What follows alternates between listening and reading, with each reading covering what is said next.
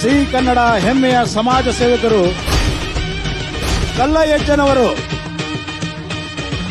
ಈ ಒಂದು ಕನ್ನಡ ಪ್ರಶಸ್ತಿ ಏನೈತಿ ಹೆಮ್ಮೆ ಕನ್ನಡಿಗ, ಇದು ನನಗೆಲ್ಲ ನಮ್ಮ ಆಶ್ರಮದ ಹಿರಿಯ ಕಿರಿಯ ಗುರುಬಂಧುಗಳಿಗೂ ಅಂಧ ಅನಾಥ ಮಕ್ಕಳಿಗಿದು ಗುರುಗಳ ಪಾದಕ್ಕೆ ಸಲ್ಲೈತಿ ಅಂತ ಈ ಸಂದರ್ಭದಾಗ ಹಾರೈಸಿ,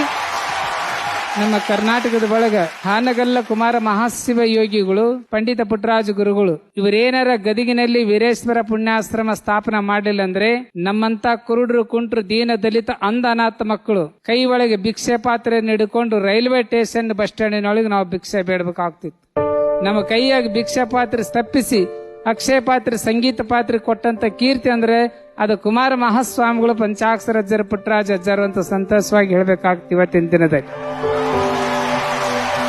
ನಮ್ಮ ಕನ್ನಡ ನಾಡಿನ ಸರ್ವಧರ್ಮದ ಭಕ್ತರಲ್ಲಿ ಒಂದು ವಿನಂತಿ ಏನಪ್ಪಾ ಅಂದ್ರೆ, ನೀವು ಸ್ನಾನ ಮಾಡಿ ದೇವ್ರ ಮುಂದೆ ಕುಂತ್ಕೊಂಡಾಗ ಆ ದೇವ್ರಿಗೆ ಏನಾದ್ರೂ